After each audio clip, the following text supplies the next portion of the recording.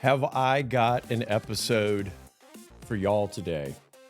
This is a topic that I have really been wanting to have for some time.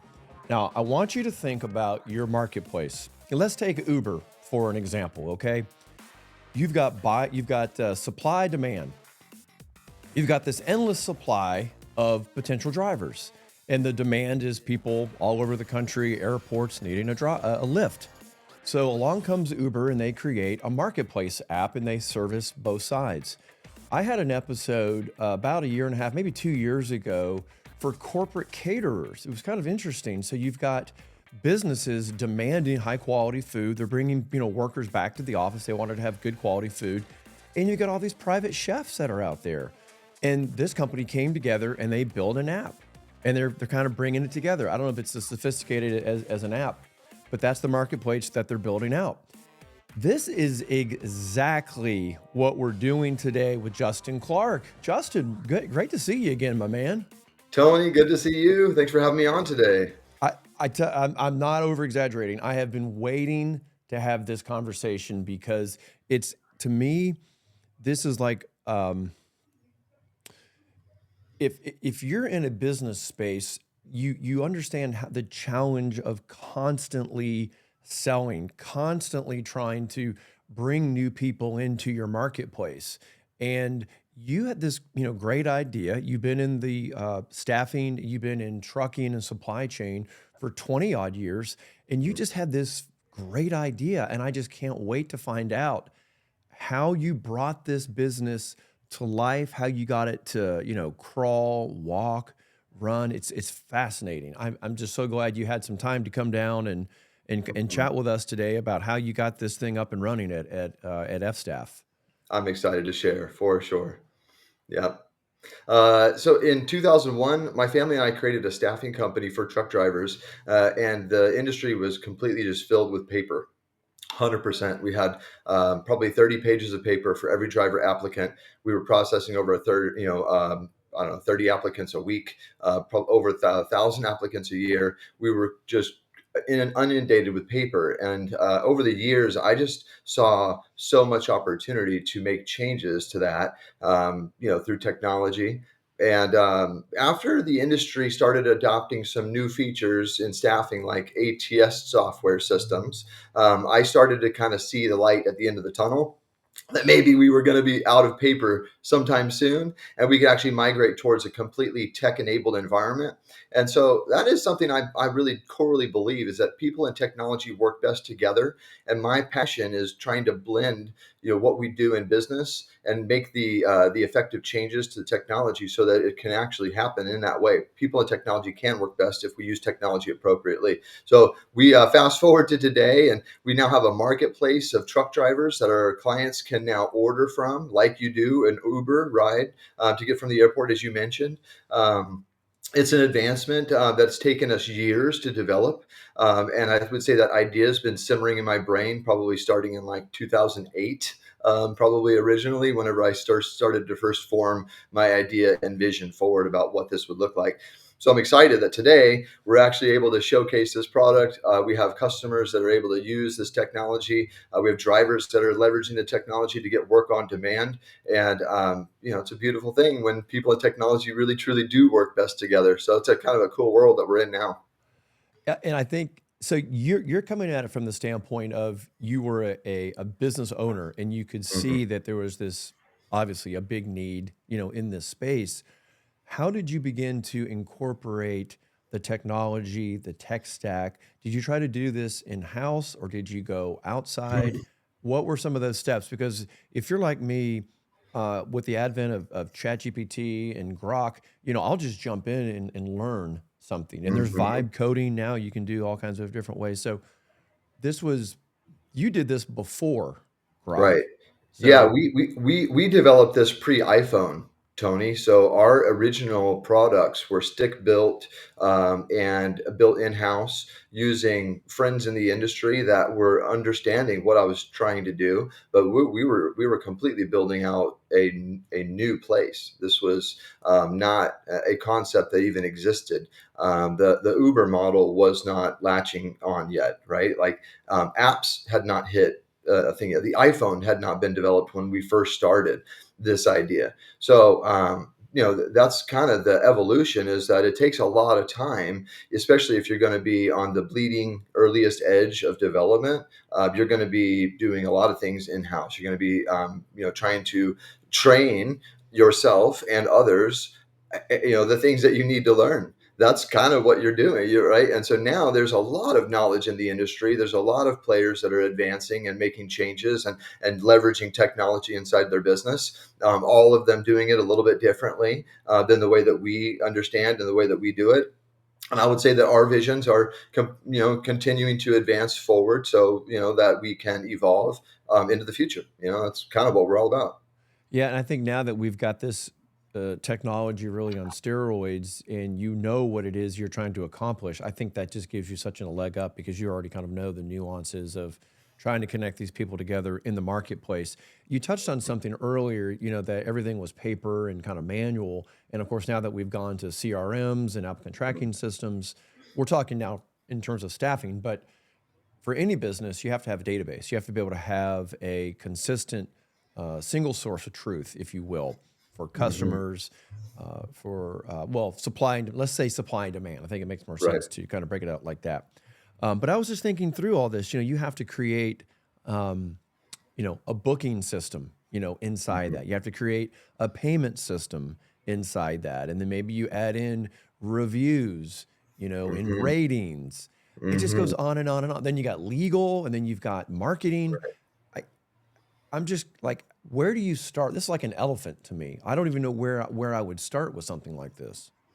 Yeah, I think what I've been able to do, again, because there's so much advancement to on-demand technologies that others use, I'm able to see, really what others have done and learn from others. Now at this point, we're not just learning on our own and having to break and rebuild things all of the time. We can really see and conceptualize now what consumers appreciate in a UI model, right? So we can really reform the user experiences to improve based on what others are doing. And the more businesses invest into the future technology, the more we can learn from each other. And so that's where we're at now. We're now, kind of leveraging our friendships with other tech companies, having good conversations, brainstorming sessions, leadership sessions where we're bringing CTO minds together and really learning from each other. But that's where we're at. We are still really at the precipice of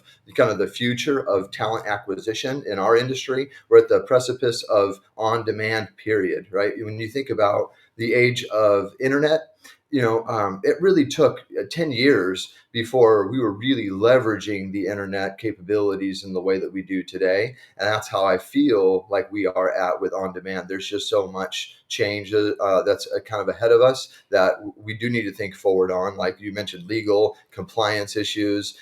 You're dealing with, in our industry, we're dealing with people. So that's a lot of personal information that we're protecting and controlling. And we have to be careful about what we do with that information, because these are people that we care about.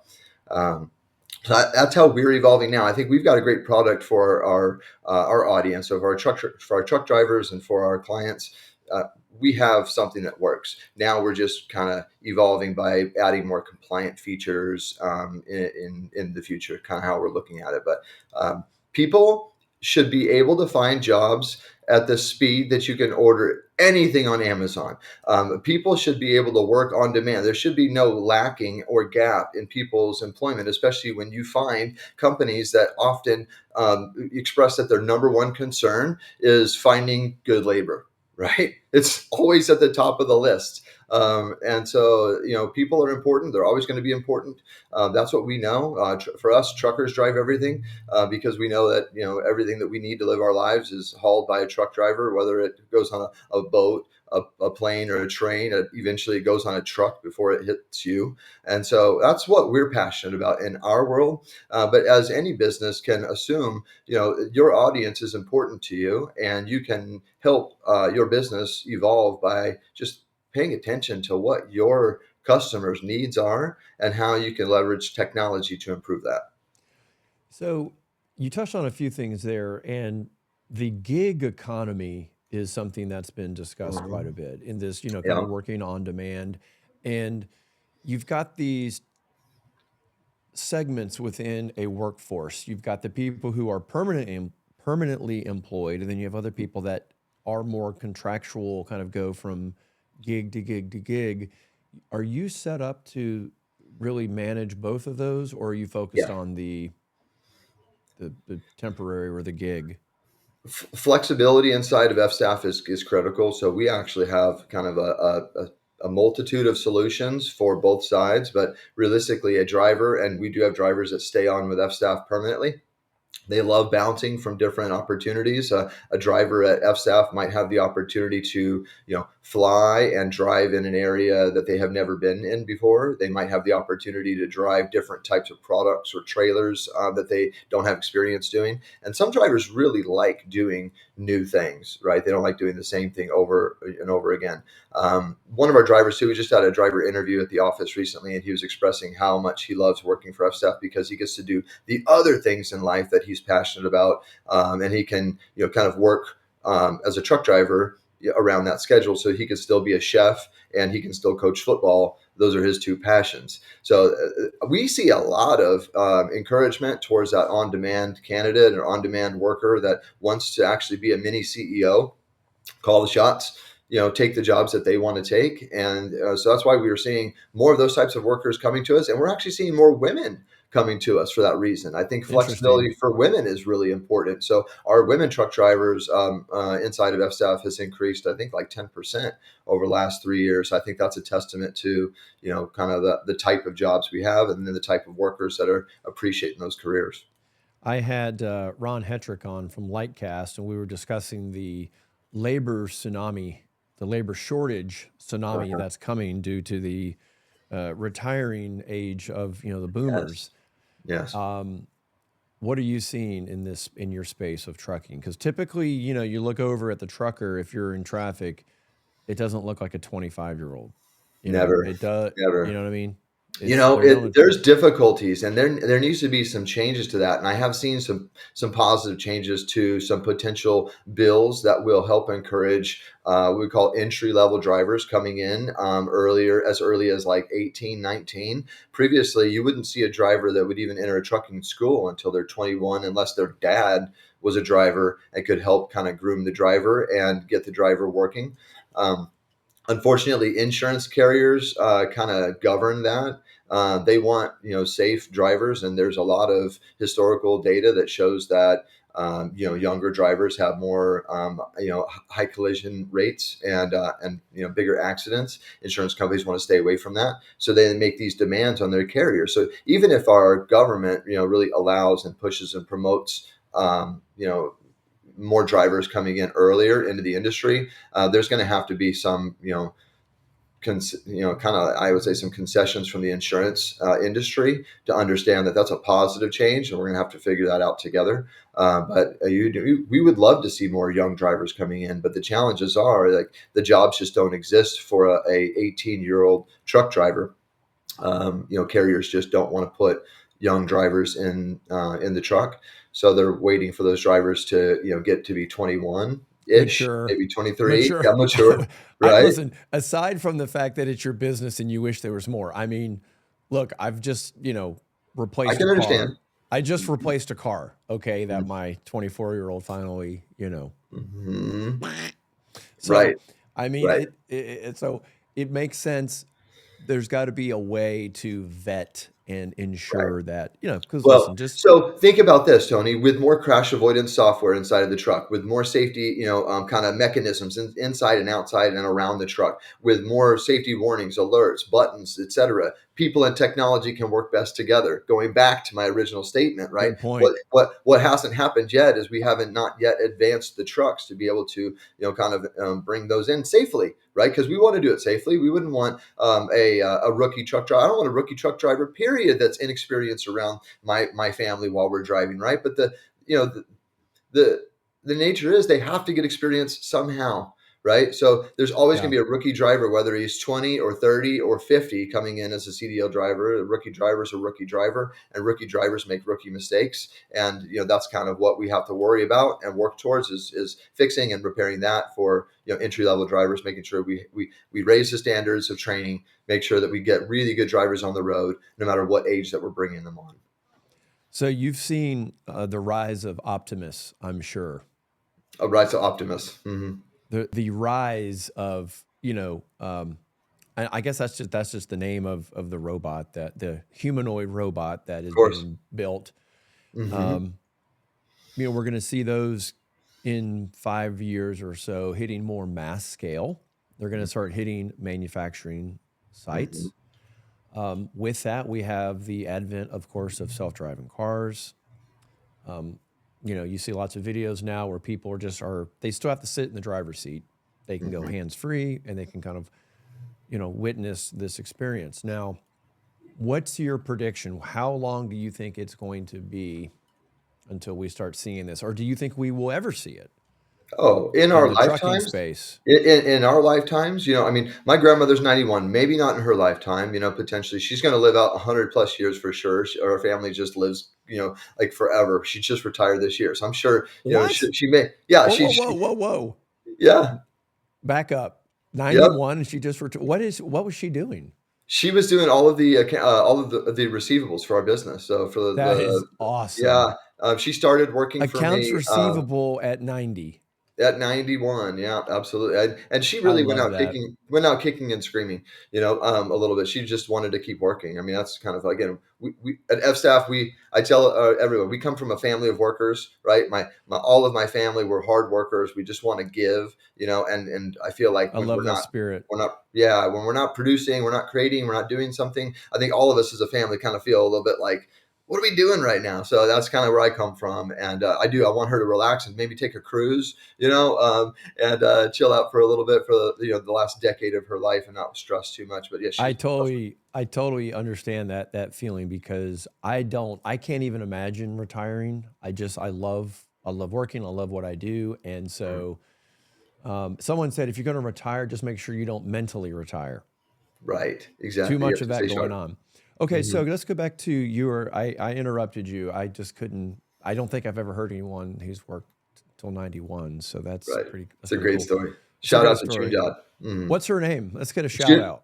shout out to June Dodd out in Henderson, Texas. That's awesome. Way to go, Yep. June. Hmm. All right. So what are you predicting? What do you think? What's the natural expectation here to see self-driving Sure. Well, so semis? I'm here in Arizona, and we have a company called Waymo that started, actually, one of their first operations of self-driving cars was here in the Arizona markets. They actually had an accident, and they had to pull back their operations. They were able to then go and test all of their data. They went back into the government and said, "Look, our crash data is better still than any other motorists on the road. This was an accident. It was a bicycle, I believe, that had come out in front of the car in a blind spot. It was a dark time, and the bike just came right out in front of the car. There was an accident." And so they came back and said, "Look, accidents still happen. We're not perfect. We don't express to be perfect, but they did learn from the experience. They improved their technology, and they're back on the roads here with an improved safety rating again." So I think that you're going to see them pretty fast, Tony. I think that when it comes to the speed of change, we're kind of on that incremental curve that it's going to go quickly. So I do believe that you're going to start to see some adoption.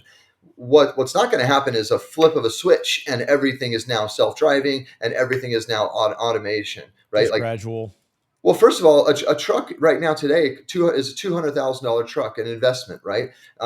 Unless you can just package, a new software system into this truck, to Oh, the advance it, upgrade cost, the right? asset, it's too Yes, expensive. Yeah. yeah. So you're not going You've to be got a able to whole just. generation of fleets that are already out there that Hmm. you're going to have to retire them at some point, and Right. then the new versions Right. come into the road. Right. So, Hmm. so you'll likely start to see it in an aging population, right? Of trucks is where you'll start to see that advancement first. You also start to see it in short distance hauling. You won't see it well, or either very short distance hauling or very long, flat, boring hauling, right? So that's where they're testing these things out right now. So think mining operations. So you still need big trucks. You need trucking going on, but it's a very very small kind of area, and it's easy to control. So you'll start to see a lot more, I think, automated trucks in that vicinity. And then I think you'll start to see more of the long haul trucking, especially along I-10, roadways that don't receive a lot of snow or ice or, kind of really, difficult traffic. That's where you'll start to see those lanes get adopted. But eventually humans are still going to be part of the equation forever, right? First of all, like you mentioned, you and I, our cars aren't driving down the road, they're taking us, right? That's the idea, right? So that's what they're there to do. And trucks are designed to haul freight, but they can't necessarily solve all problems on their own. I mentioned this, kind of the advancement of automation with trucking technologies, right? You could get a truck to go from LA to Dallas, but then once it gets to its last mile, there might be a red Honda in the way, and this truck doesn't know how to talk to anybody. It doesn't know how to mention somebody that this is in my parking spot. It can't get anything to change, and so it gets stuck. So we're believing that we can actually blend our technologies in the future with a truck, so that a truck would be able to order a human, and that's our idea for the future of trucking. Kind of because you already That's have pretty cool. yeah, well, you're going to have situations where trucks need humans, right? And so I think that's kind of the advancement. If you think about that just in that one simple term, I think that's kind of the change that we will eventually evolve into, is that robots are going to be requesting human support instead of humans requesting robot support. And I don't know if you saw it, but there, people have posted those funny videos online where the car has gotten confused and it just goes around and around the Hmm. cul-de-sac.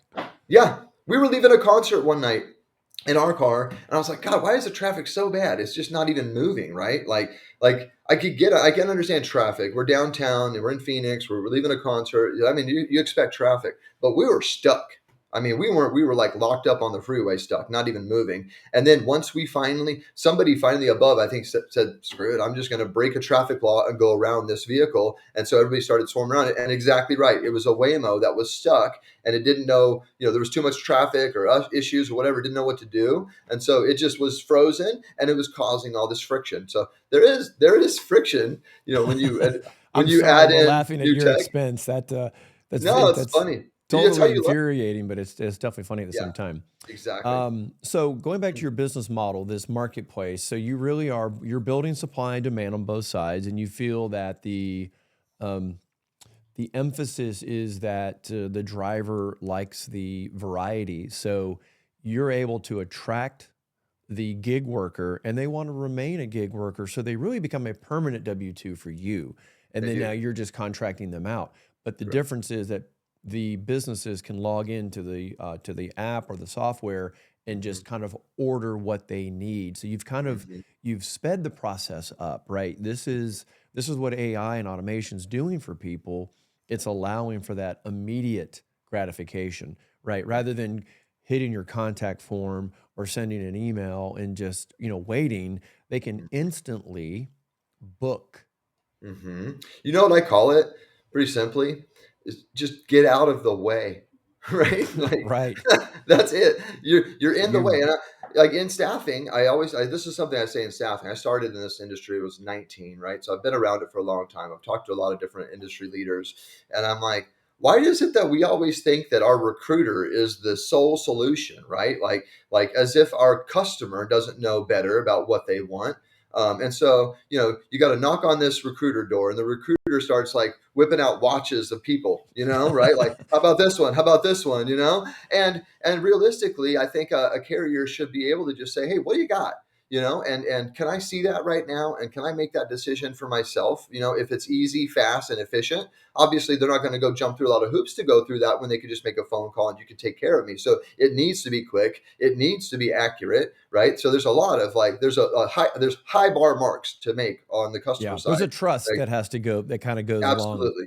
Yes, absolutely. You got to get it right. But once you do, God, it's so much faster and easier. And now we're not this Berlin Wall in the way of our customers getting to reach our drivers, right? We're breaking it down. We're letting our customers find our people. We're letting our people find the jobs, and we're the conduit to the success, which is what we want to be, right? We don't want to be in the way and a burden to their success. We want to be, a part of it.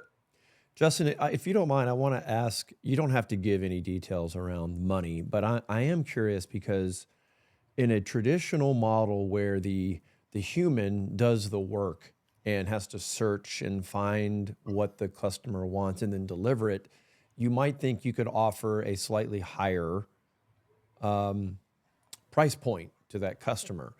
Now, when Hmm. you automate everything, perhaps the customer is now thinking, okay, that should lower my cost because I'm kind of taking the human out of it. Was there much of a transition there for you, your company, your clients as you went more digitized? Did the kind of rates remain the same? Did they go down? I'm just kind of curious, how did that play I out? would I would say we always get pricing pressure from customers, right? Like they just, want to see what they can do to. They always want less, so that doesn't Yeah, they matter. do. Right. And I wouldn't say that they've been asking for these changes that we've been advancing either, right? Like again, we do poll our clients and we say, if you like this, would this help your solution? They said, yes, for sure. I mean, I think that would help our business.